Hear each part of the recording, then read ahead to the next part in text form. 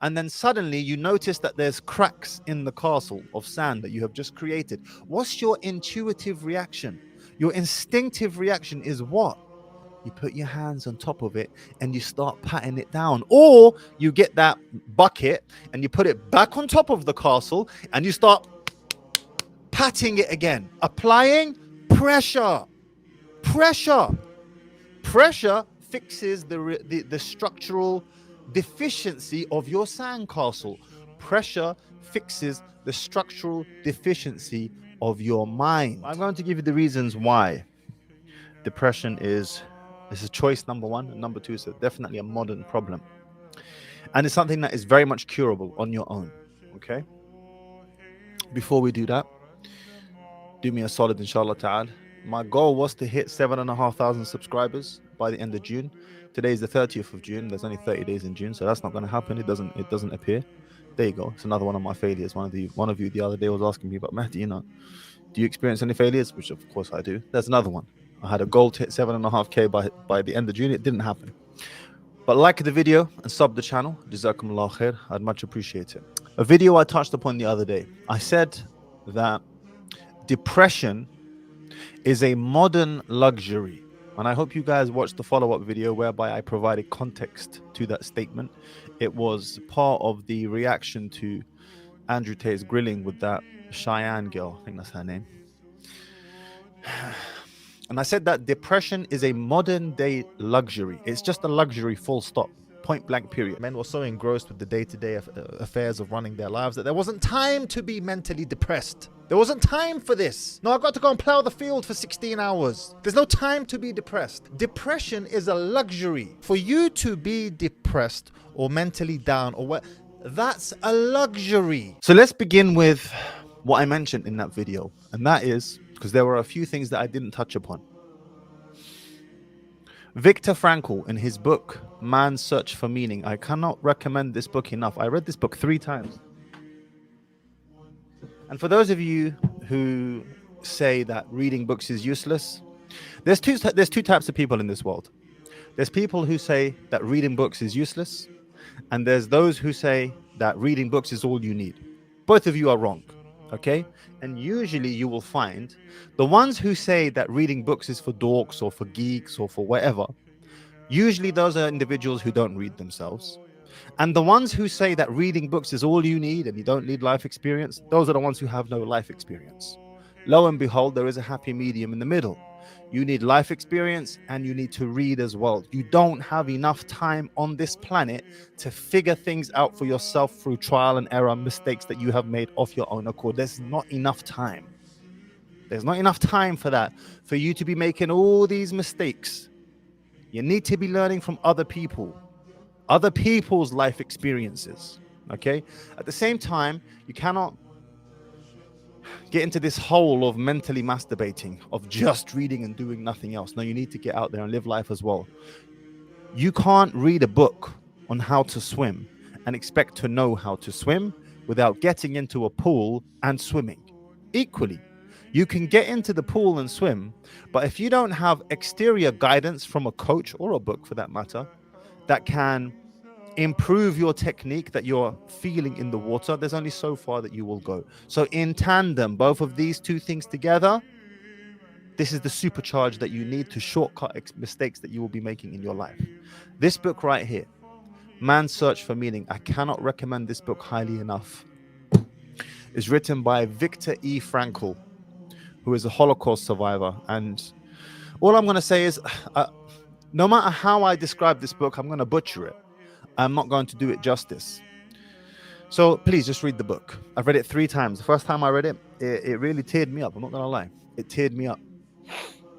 And he talks about a number of the horrors that he went through in the concentration camps during the time of Hitler and so on and so forth. Anyway, he subsequently went to found a practice, or you could say, I don't know if you would classify it as a practice, but anyway, it's called logotherapy, okay? And he mentions in there that much of the reason as to why man's mind begins to unravel is not as a result of too much pressure, but as a result of there not being enough pressure.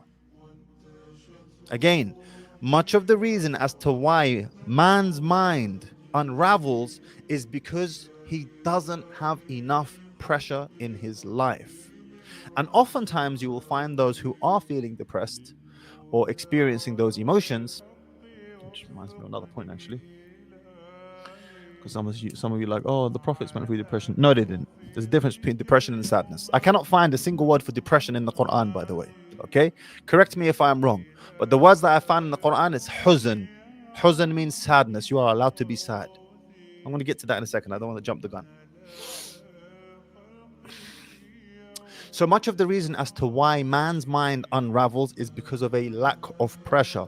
And oftentimes people who are feeling depressed, quote unquote, okay, I'm saying quote unquote because any little bit of sadness, oh, I'm depressed, and then as soon as they feel that, they say to themselves, right, I know what will remedy this situation. I know what will fix me. It's a holiday. I need to go on holiday. If I go on a holiday, or if I have a break, or if I travel to a different city, I'll feel much better. That's literally the worst thing you could do. It's the worst thing you could do. Are you sick in the mind? Are you that mentally enslaved and intellectually subservient and intellectually molested and ideologically molested? It's the worst thing you could do. Why? Because that relaxation, it's actually stress, to be honest with you, dealing with those demons in your mind. You are giving your mind more room to roam.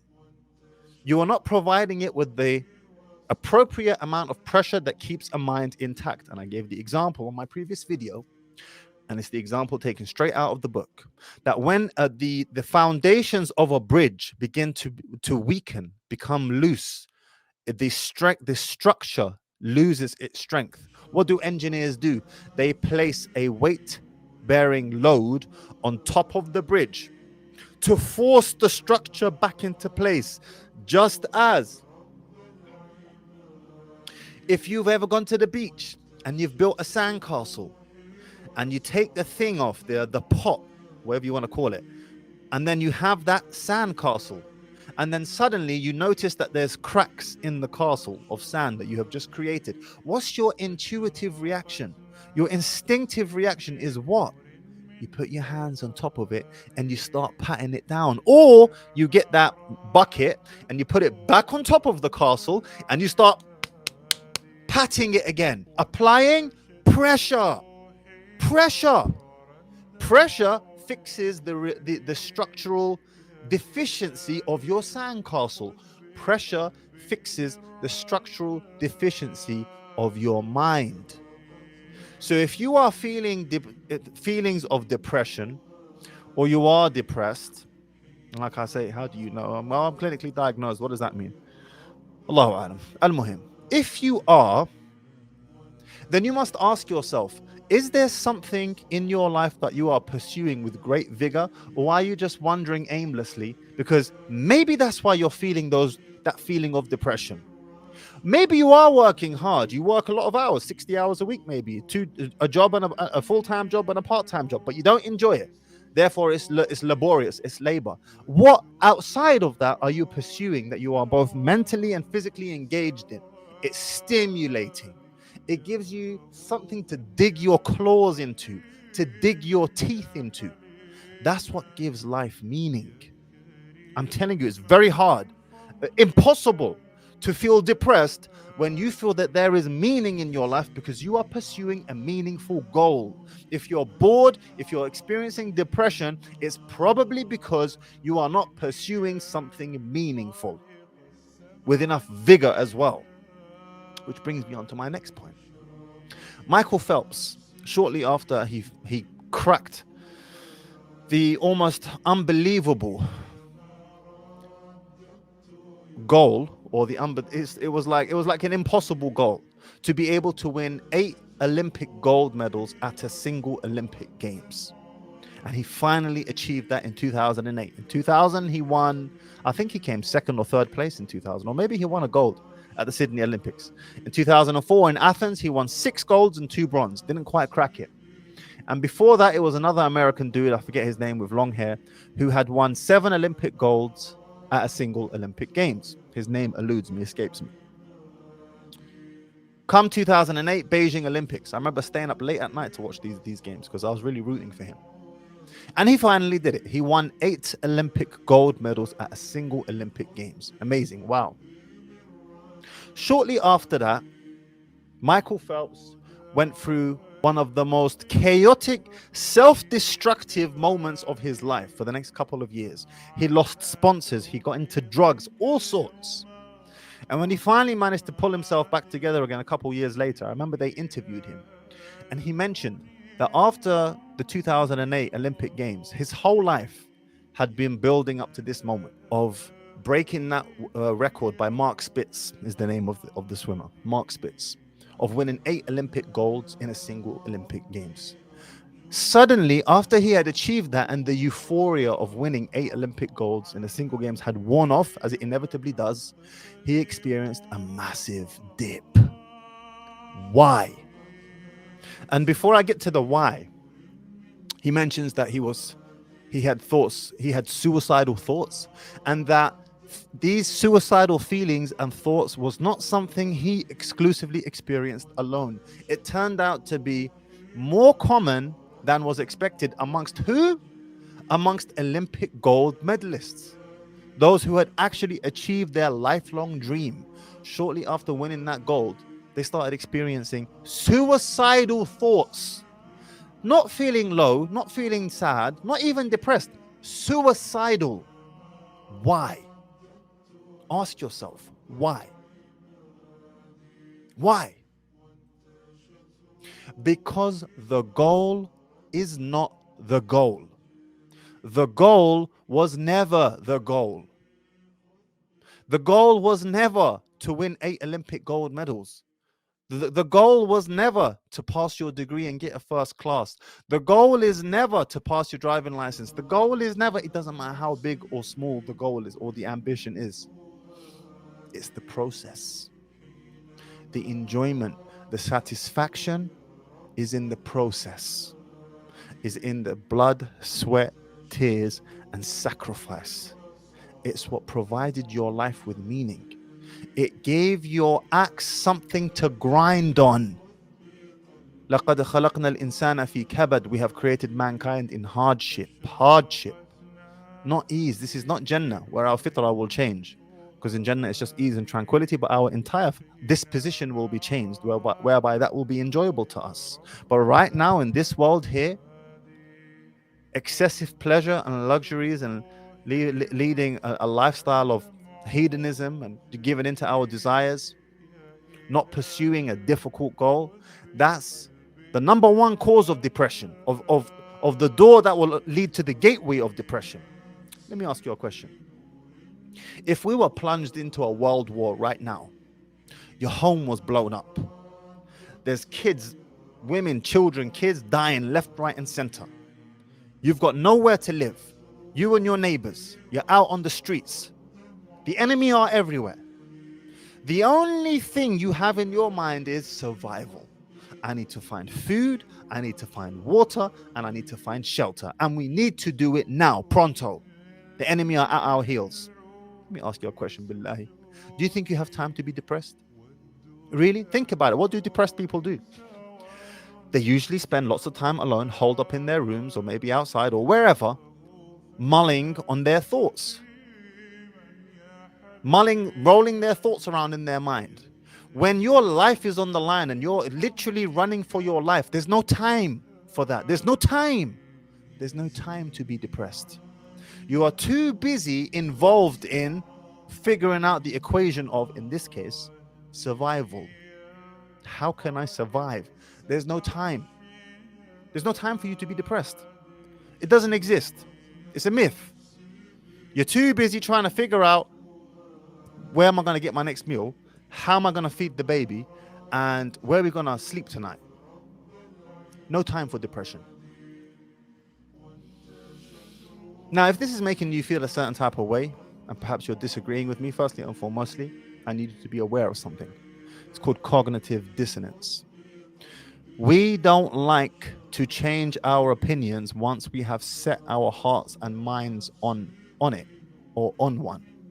The moment we believe that a particular belief set, we don't want to change that. So I am warning you now, for those of you who believe that depression is a thing and, I have the right to be depressed, I'm warning you. You listening to me is probably only going to cement your feelings about it even more. Why? Because we don't like changing our minds. We don't like changing our belief systems or our belief sets once we have come to conclude on one. It's too difficult. It requires too much effort on our part to consider that we might be wrong, because we tend to associate being wrong with our own personal self-esteem. And the more educated and intelligent you are, the more at risk you are of this, because you believe as an educated and intelligent person that you shouldn't be wrong. The more educated I am, the less prone I am to make an error. Therefore, Mahdi's talking cap. He's talking nonsense. So be careful. Beware of this psychological trick, cognitive dissonance.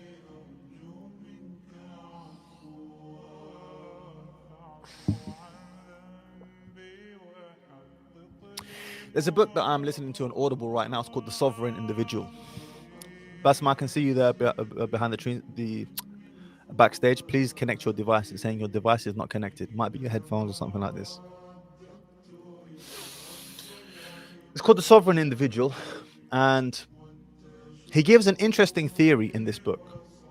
And he says that it's possible, and I believe that the author is an atheist, but it's interesting that he comes to this conclusion. He says it's possible that the reason why there is so much suffering in the world is precisely because it gives the rest of us, it gives our axe with something to grind on, or it gives our axe something to grind on, a goal to pursue. We have to get rid of polio. We need to exterminate the Nazis. We need to fill in the blank. It provides us with an enemy to pursue, whether it's a human enemy or a disease enemy, a contagious disease, or whether it's whatever, building infrastructure, a business, whatever. It gives us something to pursue, a goal to drive towards. And I found that to be a very interesting theory, especially coming from an atheist as well. Typically atheists, they're very much, that's one of their main arguments against God. No, there can't be a God. Why is there so much suffering otherwise? No, on the contrary, there is so much suffering because it provides your life with meaning and purpose and direction. Without it, you would be depressed. And that's the irony of life, is that it was never about the goal. It was never about the goal. It doesn't matter how big the goal is. In fact, oftentimes, the bigger the goal, if you do manage to achieve it, the greater the level of depression afterwards, if you don't immediately reset your new goal straight away. Okay, you won the UFC championship of the world? Fantastic. What's the next goal? Set it quickly. Set it fast. You won a gold medal? Brilliant. You got a first-class degree? Fantastic. You got your PhD? Well done. What's the next goal? Set it fast. You have to reset. You must always remember, the goal was never the goal. The goal simply provided you with an excuse to labor. And it's that labor, and I'm referring now specifically to men, okay? Because women have a lower tolerance for this stuff and they don't gain as much satisfaction. AbuAmerican with his skin and muscle analogy, a brilliant analogy. Men are like muscle. When you tear the muscle, it grows back stronger. Women are like skin. When you tear the skin, it scars. It doesn't heal properly. So this is especially for men, but also women need something to dig their teeth into outside of family and so on. But men in particular, the goal simply provided you with an excuse to labor. And in that labor is the delight. The delight is in the labor, not in the goal. The goal is a happy side effect of years and years of labor. That's great, but it was never the goal. The goal was never the goal. The goal was, I'm going to set this goal so that I can exert myself on a day-to-day basis and give my mind something to think about, something productive, because the devil makes work for idle hands, my friend. The devil makes work for idle hands. If you don't give your mind something to chew on, to digest, a problem to solve, trust and believe it's going to find its own problems to digest and solve. And oftentimes that means it's going to make stuff up. It's going to make it up. It's going to turn in on itself. It needs a productive outlet whereby you can vent that energy of yours into something productive. Because if you don't, it's going to turn in on itself in a destructive manner. Self-implode, self-sabotage.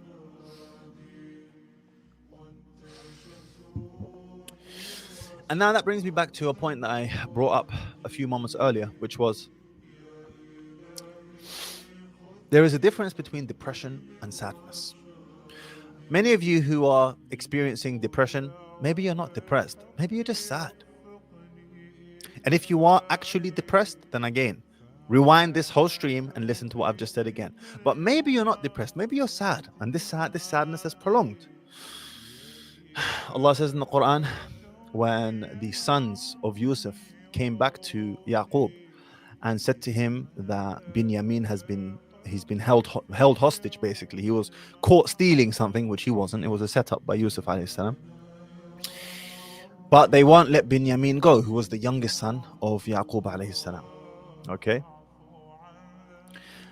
And then he turned, Yaqub, when he heard this news, he turned, وَتَوَلَّى عَنْهُمْ أعوذ بالله من الشيطان الرجيم وقال يا أسفا على يوسف وابيضت عيناه من الحزن فهو كظيم.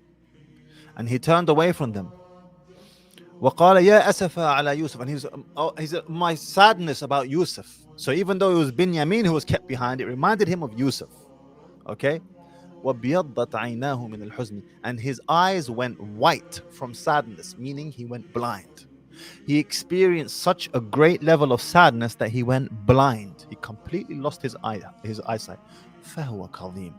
But he was extremely patient. Kadhim is not patient, it's extremely patient.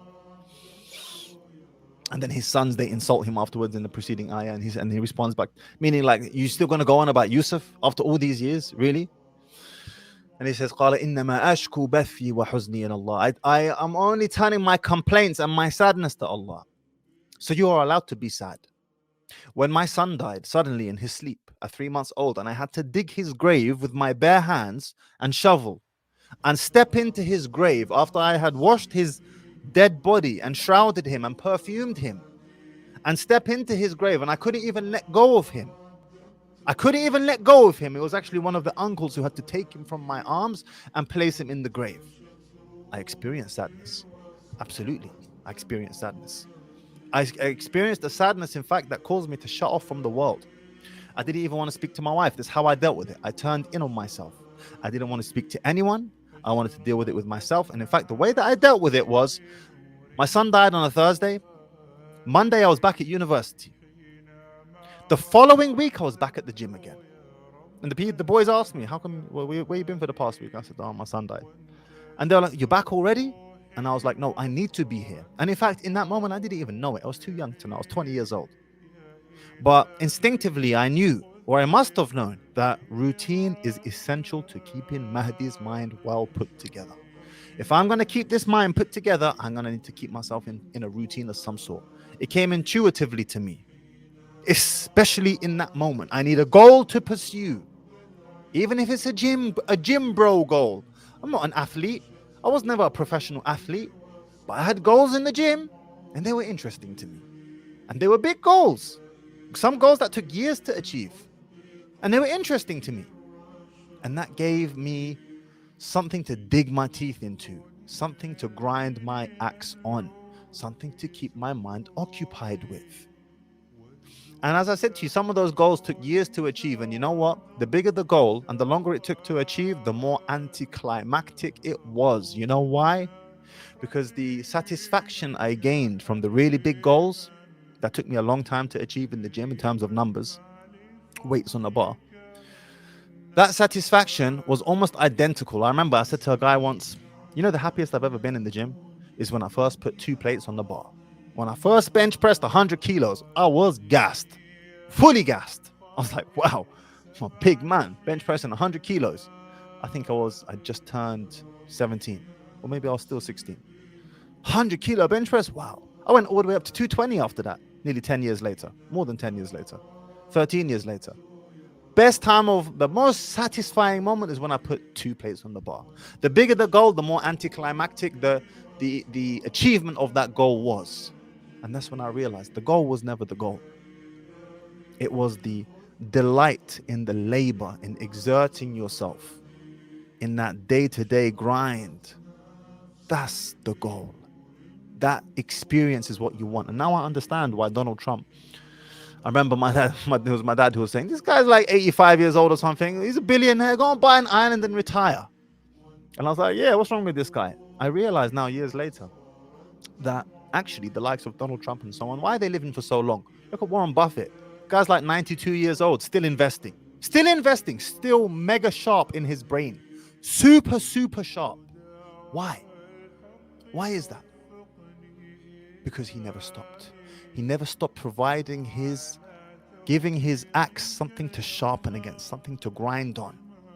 And that's why they're so sharp. And I remember reading a study not too long ago of the average time span between retirement and death, particularly amongst men, is around 5 years. The moment they retire, around 5 years later, they die. The brain turns in on itself and says, there's no point in me being here. We're not doing anything. We're not pursuing anything. We might as well die. A goal. You need a goal, but just remember, the goal was never the goal.